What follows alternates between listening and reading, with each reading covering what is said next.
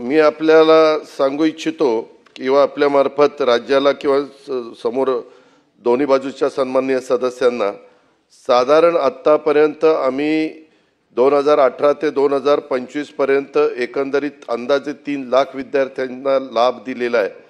त्याच्यामध्ये 3000 विद्यार्थी हे PhD चे होते, म्हणजे 1%। त्या 1% विद्यार्थ्यांच्यावर आम्ही आतापर्यंत खर्च केलेला आहे 280 कोटी रुपये आणि एकूण खर्च झाला साधारण 750 कोटी रुपये। पण हे सगळं शिक्षण घेतल्यानंतर ह्या विद्यार्थ्यांना त्याच्यामध्ये असं पण सभापती महोदय होतंय की एका विद्यार्थ्याला PhD करण्यासाठी फक्त एकदा शिष्यवृत्ती द्यावी असाही एक प्रस्ताव आलाय। काय व्हायला लागलंय की त्यांना जवळपास साधारण जी रक्कम मिळते ती PhD करता 5 वर्षाचा तो कोर्स असतो आणि त्याच्यामध्ये आपण एकंदरीत खर्च एका विद्यार्थ्यांच्या मागे 5 वर्षामध्ये 30 लाख रुपये करतो। म्हणजे इतके पैसे तिथे द्यावे लागतात। तर वेगवेगळ्या प्रकारे त्याच्यामध्ये फी आहे, घरभाडं आहे, आकस्मिक खर्च आहे, आधी छात्रवृत्ती आहे, ह्या अशा सगळ्या गोष्टी आहेत। म्हणून सरकारने ह्या विषय फार गांभीर्याने घेतला आणि आपल्याला इतर पण वेगवेगळे कोर्सेस विद्यार्थ्यांना दिले तर त्याच्यामध्ये त्यांना नोकरी लागायला पण सोपं जातं।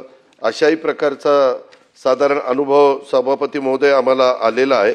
म्हणून इतर कोर्सेसला अधिकचं महत्त्व द्यायचं आणि ह्याच्यामध्ये महाज्योती, सारथी आणि बार्टी ह्या सगळ्या संस्थांना ठराविकच व उदाहरणार्थ 100 मेरिटच्या विद्यार्थिनींना PhDच्या बद्दलचे कागदपत्राची त्यांची व्यवस्थितपणे पूर्तता असेल तर ॲडमिशन त्या बाबतीमध्ये दिली जाईल। अशा साधारण आमच्यामध्ये प्राथमिक चर्चा झालेली आहे। तर 100 द्यायचे का 75 द्यायचे त्याच्याबद्दल अजून आम्ही अंतिम निर्णय घेतलेला नाही आहे।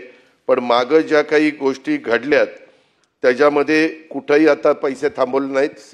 संजय खोडके साहेबांनी जे विचारलेले की मागचे पैसे देणार का, तसं कुठले पैसे मिळणार नाहीत। आता चालू आहेत त्या महिन्याचे पैसे त्यांना दिले जातील, त्याच्यापेक्षा काही आणखीन दिलं जाणार नाही।